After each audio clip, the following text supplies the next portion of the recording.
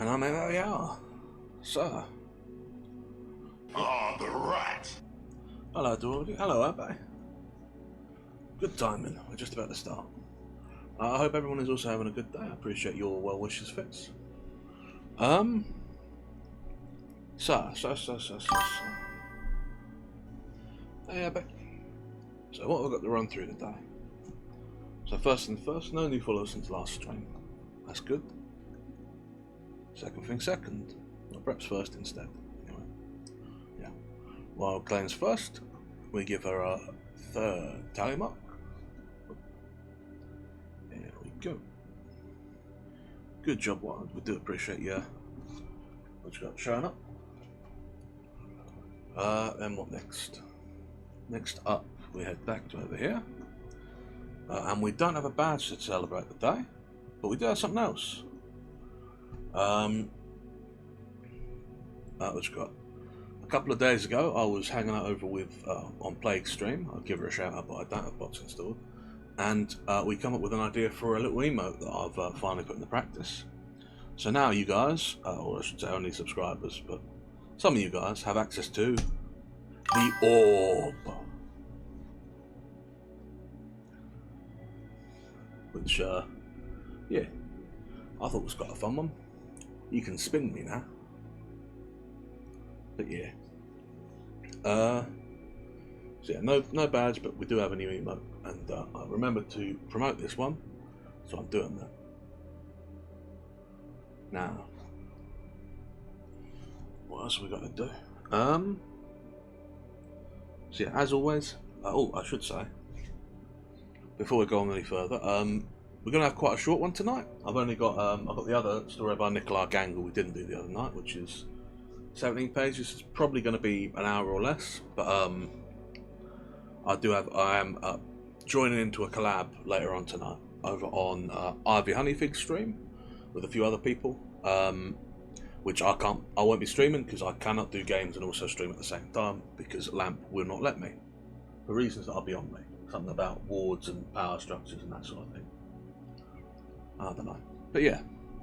Anyway, having said that, that's all of my actual news and business.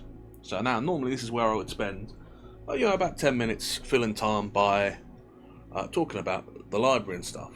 However, as is always seemingly the case nowadays, Lamp has decided we need to change things. Apparently, there is something that I am wasting my time with and not taking advantage of that I need to. Now, for those of you who was here last night, you might have seen, while we were reading the Analects of Confucius, there was a period where, based on one of the little descriptions of his habits, I implied that the father of Confucianism might have been autistic. Now, Lamp decided that was quite good, and so he made that into a clip. And he tells me we're getting many, many views on this clip, and I need to make more clips. They're very important, he says. Now, I can see the numbers. That clip has had 1 view, and I don't think it's had any on YouTube. But Lamp insists that we do more clips. However, obviously, the fact that my whole thing is reading books for a stream doesn't make it very clippable. The whole Analects thing was probably mostly clippable because it was all little bits, but Lamp insists we take some time to try and do clips, despite not really working with the format. So, we're introducing a new segment in the little lead-up thing where I do something that hopefully will become a clip. And the only thing I could think of today was poetry reading. So, if you'll give me a moment, we're going to move over to another screen. Not this screen, this screen. And we're going to change things up a little bit. So if you'll excuse me a moment.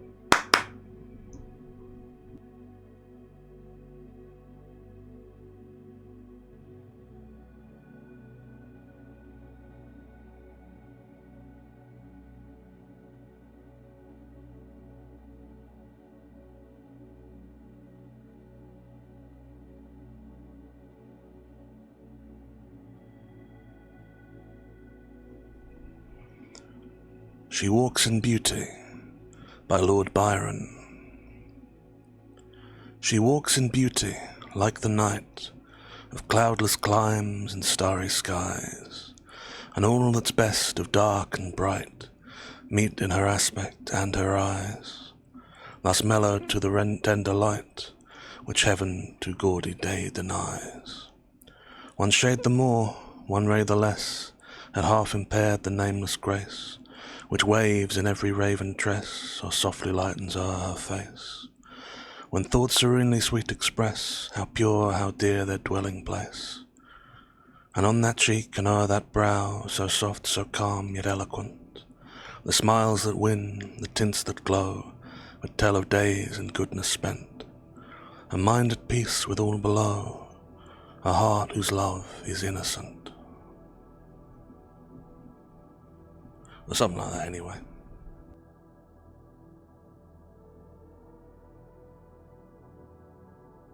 But yeah, that is my best attempt at something clippable.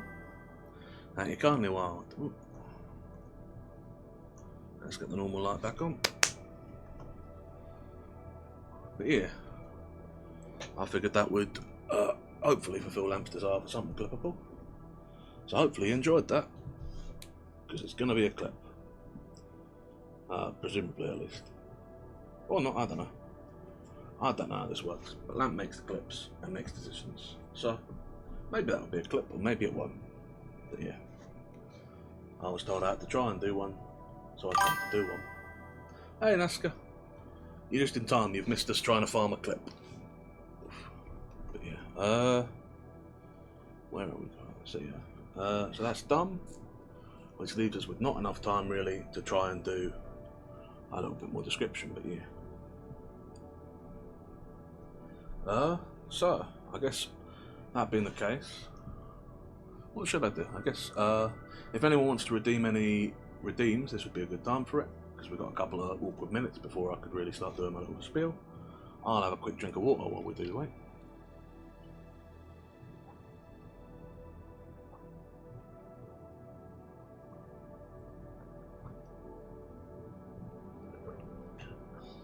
Excellent emotes, Nazca. Oh yeah, Nazca.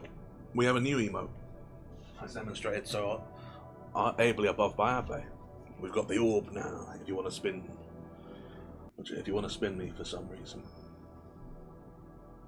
Wow.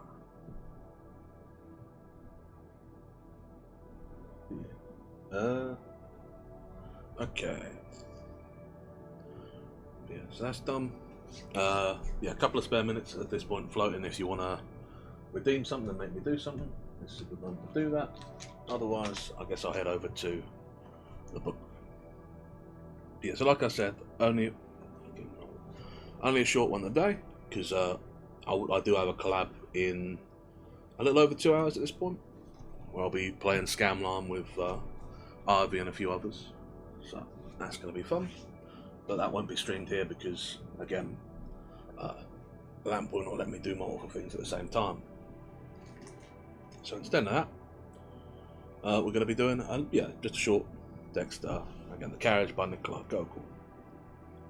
I'm assuming that the fact that no one has redeemed any redeems means no one wants to redeem any redeems. So that being the case, I shall do my little preamble and then we'll start. So, as always, if at any point I go over some text and you miss it, because well, for any of the reasons you might otherwise know, yeah, feel free to let me know. I'm happy to go back over it, repeat, etc. If you have thoughts, questions, feel free to ask. I'm always happy to have a little chat. This is a fairly short one, so probably we'll be doing commentary at the end rather than pausing part way through. But yeah, I mean, I'm always happy to. If you've got an idea or a question, I'm always happy to engage with it. Always love to hear from you, all of you lovely people. Other than that, I don't think there's much else to say. So without further ado, if you are sitting comfortably, then I shall begin.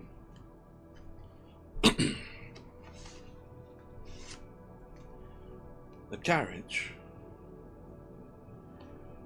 The little town of B brightened up considerably when the cavalry regiment set up quarters there. Before then, life had been terrible dull. If you happened to be passing through and took one look at those squat little adobe houses peering out into the street with an incredibly sour expression, well, words cannot describe the oppressive feeling that come over you. It was as if you'd lost at cards, or blurted out something silly and inappropriate. In short, really depressing. The plaster on the houses had peeled off with the rain, and the walls that once was white have turned parboiled and blotchy. Most of the roofs are thatched with reed, as is usual in our southern towns. To improve the general aspect of the place, the mayor had long ago ordered the little gardens to be cut down. Rarely do you meet anyone in the street. Perhaps a cockerel might venture across the road, that it becomes as soft as pillows when the least drop of rain turns the inch-deep dust into mud. And then the street, so the little town of B, are filled with those portly beasts called Frenchies by the mayor. Thrusting their proud snouts in the air, out of their bars, they emit such deafening grunts that the traveller can only whip on his horse as hard as he can. Well, you'd be hard put to find any travellers at all in the town of B. Only very rarely some squire owning 11 serfs and clad in his nankeen frock coat clatters along the road in a contraption that is a cross between a britchka and a cart, peering out from the piles of flour sacks and lashing his bay mare with a following foal. Even the marketplace has a rather forlorn look. The tailor's house has been built very stupidly, with one corner of the street so that it does not face it squarely. Opposite, some brick edifice with 2 windows has been under construction for the past 15 years. Further on, and standing by itself, is a stylish wooden fence, painted grey to match the mud, and erected by the major as a model for other projects in his younger days, before he acquired the habit of taking a nap immediately after dinner and drinking, as a nightcap, some peculiar decoction distilled from dried gooseberries. Elsewhere, there was only plain wattle fences. In the middle of the square are the tiniest stalls, where you are sure to see a bundle of bread rings, a market woman in a red kerchief, 36 pounds of soap, a few pounds of bitter almonds, grape shot for the huntsman, a roll of demi-cotton, and 2 shop boys playing pitch and toss all day in front of them. But the moment the cavalry regiment were stationed in the little town of B, everything changed. The streets was filled with life and colour. In fact, they was completely transformed. Those squat little houses would often witness a sprightly, well-turned-out officer passing by in his plumed hat, on his way to chat about promotion or the best tobacco with a friend. And occasionally they played cards for what might justifiably be called the regimental droshky, since, without ever leaving the regiment, it went the rounds of all the officers. One day the major would be bowling along it, the next it would turn up in the lieutenant's stables, and a week later, lo and behold, the major's barman would be greasing its axles again. The wooden fence between the hours was always festooned with soldiers' forage caps hanging in the sun. A grey overcoat were invariably draped over a gate somewhere. In the side streets, one would see soldiers with moustaches that bristled like boot brushes. The moustaches was everywhere in view. If the women of the town gathered at the market with all their jugs, a moustache were always to be glimpsed behind their shoulders. By the town scaffold, one could always see a moustached soldier reprimanding some country bumpkin, who would only grunt and goggle by way of reply. The office revitalised local society, which until then had consisted only of the judge, who shared a lodgings with a deacon's widow, and the mayor, who, being a very sensible man, had to spend all day sleeping from lunch to dinner, from dinner to lunch. Social life expanded and became more interesting when the Brigadier General would transfer to the town.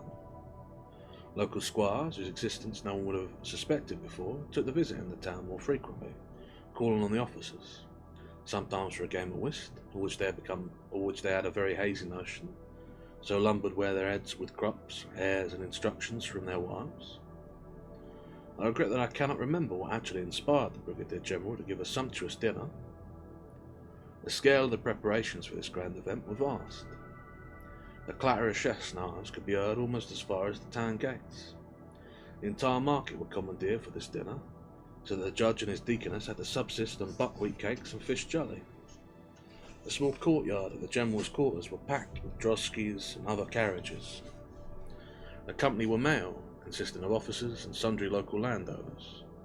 Most eminent among the latter was one Pifogorovich Cheltokotsky, Pifagor Pifogorovich Cheltokotsky, one of the foremost aristocrats in B province, who made his voice heard above all others in the election, turning up in a very fancy carriage. Once he had served in a cavalry regiment and had been one of its most notable and prominent officers. At least he was seen at numerous balls and gathering whenever his regiment happened to be stationed. The young ladies of Tambov and Simbrisk provinces can vouch for that. He might equally have acquired fame in other provinces, had he not been obliged to resign his commission as a result of one of those incidents commonly called an unpleasant business. Whether he had slapped someone's face in the old days, or whether someone had slapped his, I cannot say for certain. Whatever the facts, he had to resign. However, his authority will not diminish one bit. He gallivanted around in a military style, high-waisted tailcoat, wore spurs on his boots, and sported a moustache under his nose. Without one, the local gentry might think he had served in the infantry, which he sometimes contemptuously referred to as infantillery, and sometimes infantery. He visited all the crowded fairs with the very heart of Russia, consisting of mammas, daughters, and fat squires, who flocked to amuse themselves in their britchkas, tarantasses, and such preposterous carriages as you'd never even see in your dreams.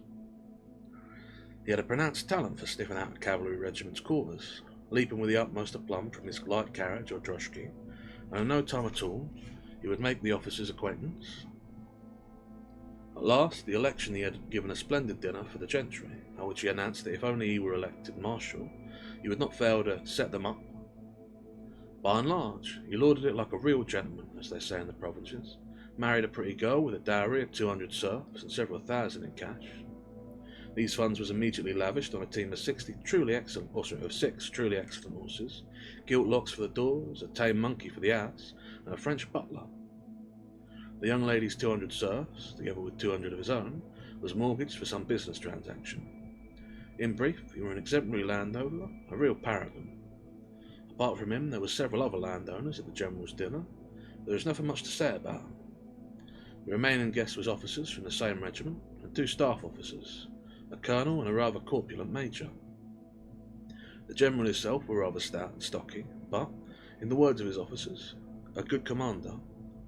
He spoke in a rather thick, portentous bass. The dinner was magnificent. The profusion of sturgeon, beluga sterlet, bustards, quails, and partridges amply testified that the chef had gone without food and sleep for the past 2 days, and that 4 soldiers, knife in hand, had toiled all night to help him prepare fricassee and gelée. The multitude of bottles, tall slender ones of Lafitte, short-necked ones of Madeira, the fine summer's day, the wide-open windows, the plates of ice, the officers with their last waistcoat button undone, the crumpled shirt fronts of the owners of the exceedingly capacious tailcoats, the conversational crossfire drowned by the general's voice and lubricated with champagne, all made for perfect harmony. After dinner, the guests rose with an agreeable heaviness in their stomachs. When they had lit their long and short-stemmed pipes, they stepped out onto the porch with cups of coffee in their hands. The general's, the colonel's, and even the major's uniforms was completely unbuttoned, so that their pure silk, rather aristocratic braces was visible. But the other officers, duly observing regimental etiquette, kept their tunics fastened, except for the last 3 buttons. "Now can you have a look at her?" the general was saying. "Here, my dear fellow," he muttered, turning to his adjutant, a rather smart young man of pleasant appearance. "Tell them to bring the bay mare. Then you can see for yourselves." At this, the general took a pull of his pipe and released a plume of smoke. "She's not properly groomed yet. There's no decent stabling in this wretched little town, but she's very presentable. Puff, puff, horse. And as your excellency, puff, puff, had her long, asked Cheltokovsky. Well, puff, puff, puff, puff. Well, not so long. It's only 2 years since I had her from stud. And did your excellency take her broken in, or did you have her broken here? Puff, puff, puff, puff, puff. Here. And at this the general vanished completely in smoke.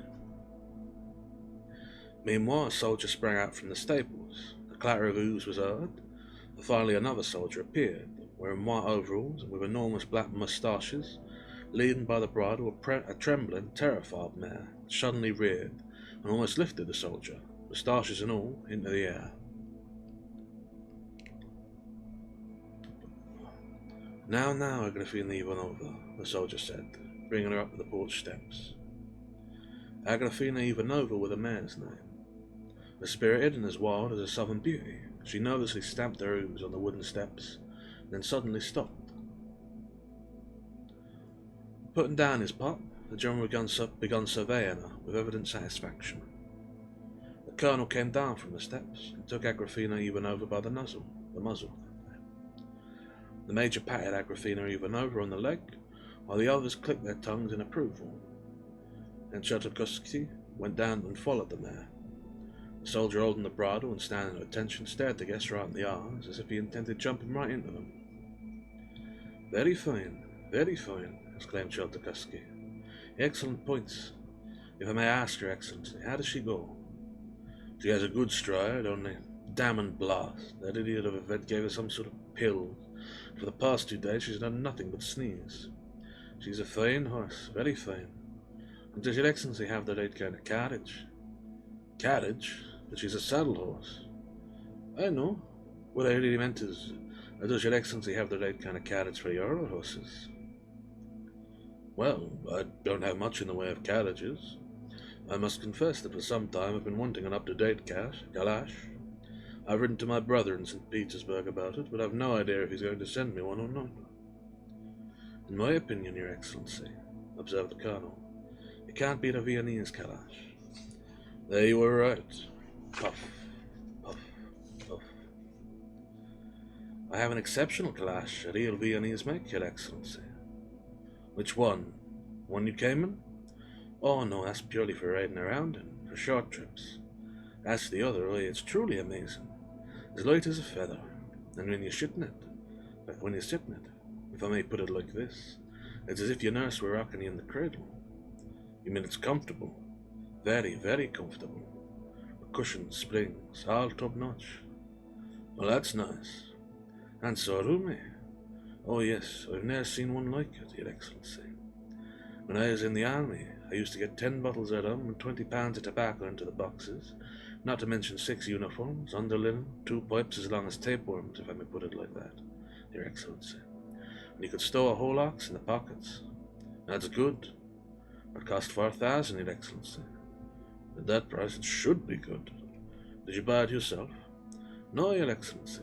I acquired it by chance. It was bought by a friend of mine, a fine chap and a childhood pal, a man with whom you would have gotten along perfectly. We used to share everything. We won it off him at cards. Now, would you do me the honour, Your Excellency, of coming to have dinner with me tomorrow? You can inspect the calash at the same time. I really don't know what to say. It's a bit awkward, you know, coming on my own. Would you allow me to bring my fellow officers along? The officers will be most welcome too. Gentlemen, I should consider it an honour to have the pleasure of entertaining you in my home. The colonel, major, and the other officers thanked him with polite bows. In my opinion, Your Excellency, if one buys something, it should be good.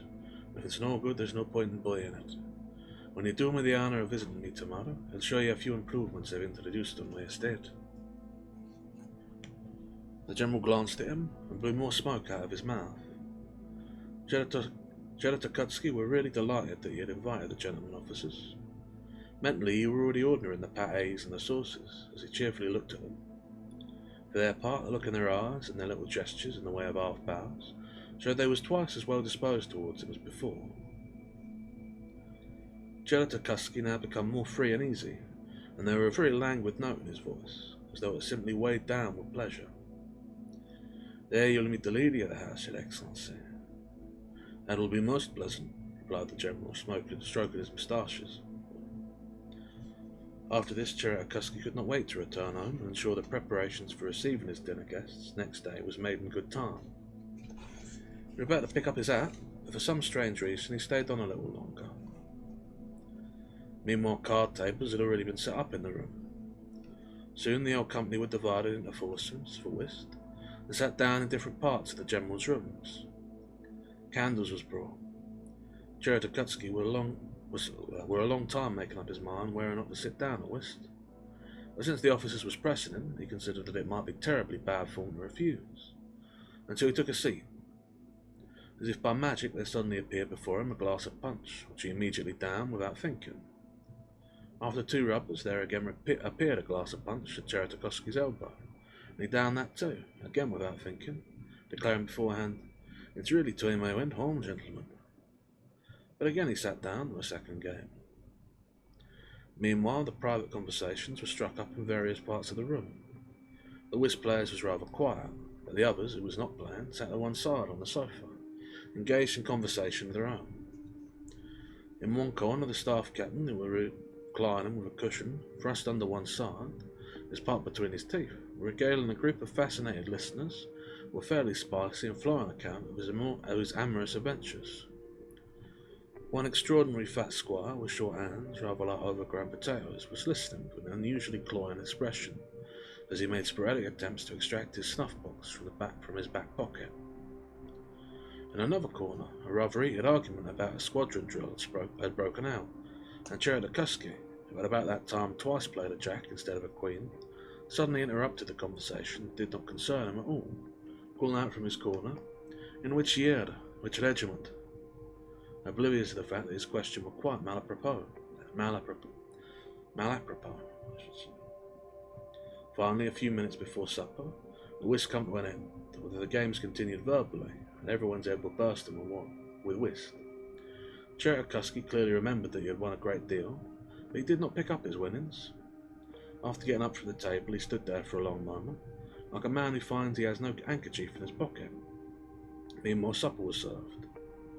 It goes without saying there was no shortage of wine, and that Cheratokoski felt almost compelled to refill his glass from time to time, as there was bottles to left and right of him. An interminable conversation dragged on at table, but it conducted rather oddly. One squire who had served in the 1812 campaign told of a battle that had certainly ne'er taken place, and then, for some mysterious reason, removed the stopper from a decanter and stuck it in the pudding. In brief, by the time the party started to break up, it were already 3 in the morning, and the coachman had to carry several of the guests in their arms, as if they was parcels from some shopping expedition. Despite his aristocratic pretensions, Cheratokoski bowed so low and with such broad sweeps of the head as he climbed into his carriage, that he later found he had brought home with him 2 thistles in his moustache.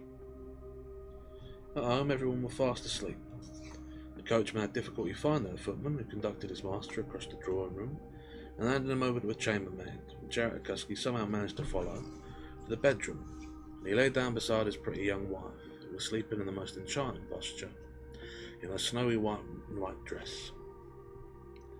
A jolt made by him falling on the bed woke her. Stretching, raising her eyelashes and blinking 3 times in quick succession, she opened her eyes with an half-angry smile. When she realized that her husband had no intention of showing her any kind of endearment, turned over on her other side in pique. Resting a fresh cheek on her hand, she fell asleep soon after it. When the young mistress of the house awoke besides her snoring spouse, it was the hour that country folk would not consider early. Mindful that he had returned after 3 o'clock in the morning, she did not have the art to waken him, and so, donning her bedroom slippers that her husband had specially ordered from St. Petersburg, her white nightdress draped around her like a flowing stream, she went to her dressing room, washed herself in water as fresh as herself, and went over to her dressing table. After a couple of glances in the mirror, she saw that she was looking really quite pretty that morning. This apparently insignificant circumstance led her to sit in front of her mirror exactly 2 hours longer than usual. Finally, she dressed herself very charmingly and went out into the garden for some fresh air. As if by design, the weather was glorious, as only summer's day in the south of Russia can be. The noonday sun beat down fiercely, but it was cool, walking down the shady paths with their overarching foliage. The flowers was 3 times as fragrant in the warmth of the sun.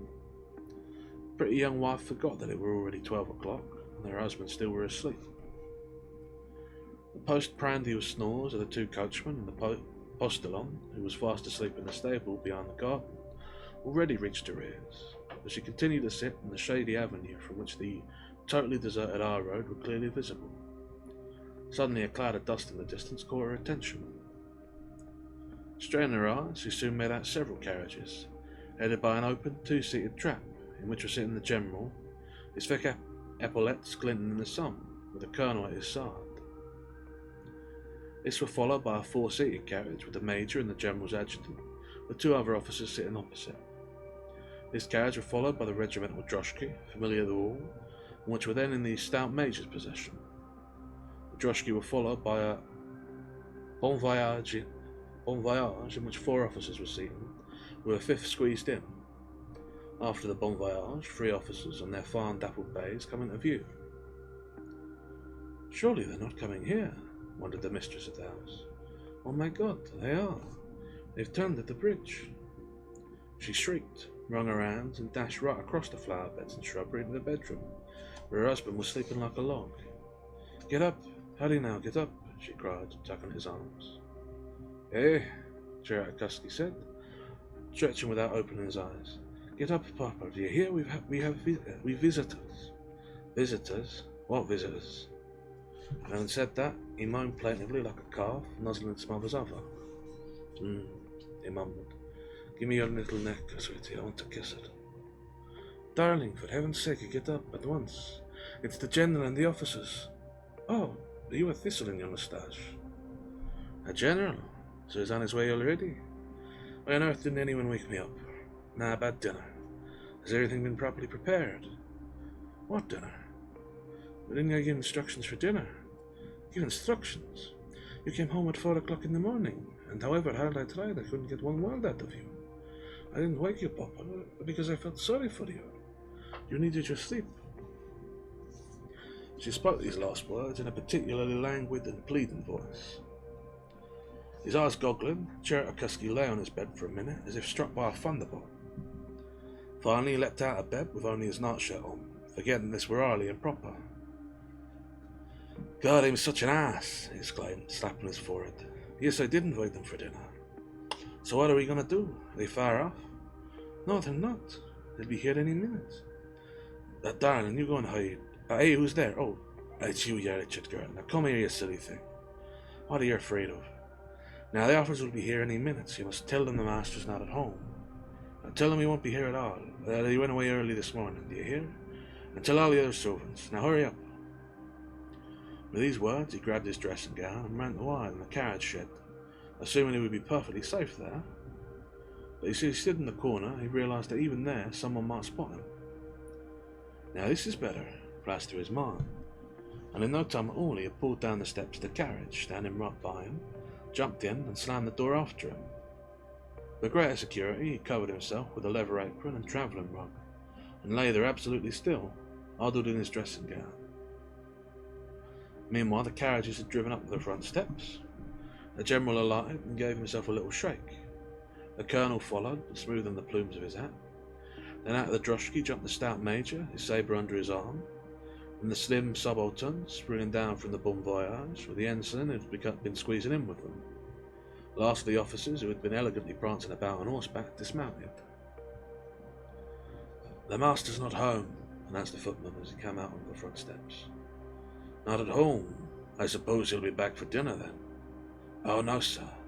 Master's gone out for the day. He won't be back until around this time tomorrow." "Well, I'll be damned," said the general. "What the hell's going on there?" "I must admit it's all rather odd," laughed the colonel. "And how? What's he playing at?" continued the general, visibly put out. "Hell and damnation. If he can't receive people, why did he invite them in the first place?" "I do agree, Your Excellency. I too cannot understand how anyone can behave so badly," observed the young officer. "What?" said the general, who were in the habit of using the interrogative particle whenever he addressed a junior officer. "I was saying, Your Excellency, how could anyone behave like that?" "Quite so. Well, if something unexpected had happened, he could at least have told us. Otherwise, he shouldn't have invited us." "No, Your Excellency. There's nothing we can do about it. Let's go back," said the colonel. "Yes, of course, that's all we can do. But we might take a look at that carriage of his without him. I'm sure he wouldn't have gone away with it. Hey, you, come here, old chap." "What can I do for Your Excellency?" "Are you the stable boy?" "That I am, Your Excellency." "Well, show us the new calash your master bought recently." "If you please come into the carriage shed, sir." The general went with his officers into the shed. "Shall I move it out a bit, sir? It's rather dark in here." "Yes, Enough. That's enough. That's fine. The general walked around the calash with his officers, carefully inspected the wheels and springs. Well, it's nothing special, remarked the general. It's nothing out of the ordinary. Yes, nothing much at all, agreed the colonel. Can't say anything good about it. Seems to me, Your Excellency, it can't possibly be worth 4,000, commented one of the officers. What? Your Excellency, I said that I don't think it's worth 4,000. 4,000, my eye. It's not even worth 2,000. Sheer junk. Well, perhaps there's something special about the inside. Please unbutton the apron, my dear chap. And right before the officer's eyes, there were Cheratokuski, sitting in his dressing gown, and curled up in the most bizarre fashion. Aha! So here you are, exclaimed the astonished general. And with these words, the general immediately slammed the door, pulled the apron back over Cheratokuski, and rode off with his officers. That's the end of the carriage. That was maybe even a bit shorter than I expected. Not even an hour. I don't think I got anything of a sort of appropriate length. Ooh, this is the wrong screen, sorry about that. I don't think I've got really anything an appropriate length to push things out further with, so I suppose we should have to go back here and just do a little bit of conversation. But yeah, so what is there to say about that one? Well, first things first, a bit like The Nose, it's a slightly absurd story. I mean, obviously, it's not quite in the same manner. Like everything that happens in it is plausible, but it's a, it's a comedy rather than a more serious piece. Thank you, Abbe. I appreciate it. Yeah. A comedy more rather than a more serious piece. And again, very Russian in its society. Though interestingly, this is more small-town Russia versus the sort of big city Russia of the last one. Your provincial rather than your city nobility. And indeed, more important people acting less important, as opposed to the other time when you had less important people acting more important.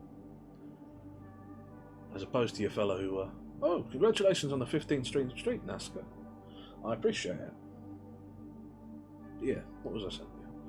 As opposed to an inspector calling himself major, you have a general who's sitting and palling around with country nobility and squires, which is pretty remarkable given the importance a general holds. What's most interesting to me actually is the sort of underlying theme of gambling for carriages. The droshky, I believe from I'm not familiar with the term, but I believe from context, included in the last one, that it's some form of carriage, and so the regimental droshky that's passed about by cards is being constantly wagered, and the actual big carriage that is the central focus of the last scene is also won by cards. So I do wonder if that's a sort of if that was sort of a habit amongst, or at least I guess, cavalry officers of the sort of early part of the 19th century. But yeah. Other than that, I mean, it's a fairly simple story on its surface. A man invites some people over for dinner on the next day while he's at a party. Then he gets very drunk and fails to arrange dinner. In the modern day, you'd probably just invite people to go out to a restaurant with you. But being that it is 1800s Russia in the middle of nowhere, there's probably not a restaurant nearby to go to. So he panics and hides. A funny enough little story. Not a lot to it, but not a bad one. Yeah.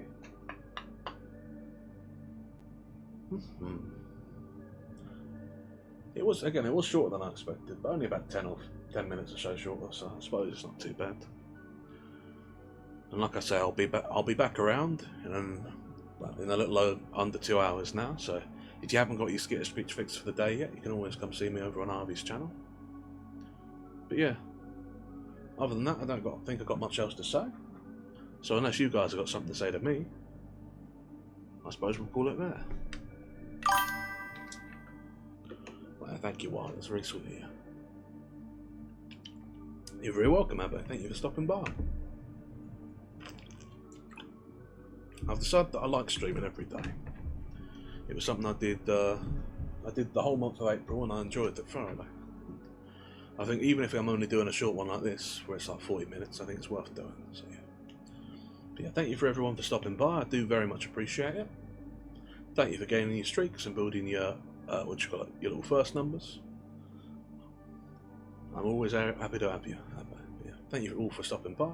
I do wish you a very lovely rest of your day until, again, the end of my next stream, at which point you shall lose my blessing until you come back. But yeah, and as always... oh, actually, I should be looking the raid out, shouldn't I? What am I doing? What? I've got to remember Polite Society on Twitch. Now, who's live? Scribble's still live, Varys is live. Let's read out the Scribble. I haven't read that to her before, so it's very much going to do that one, but yeah. So we read out the Scribble. She is playing Absolem, which is a little side-scroller sort of beat 'em up, I believe. But yeah, so if you want to go along to that, that's where we're going next. But yeah. Anyway, but yeah, as always, all the best until the next stream. And yeah, as always, ta-ra.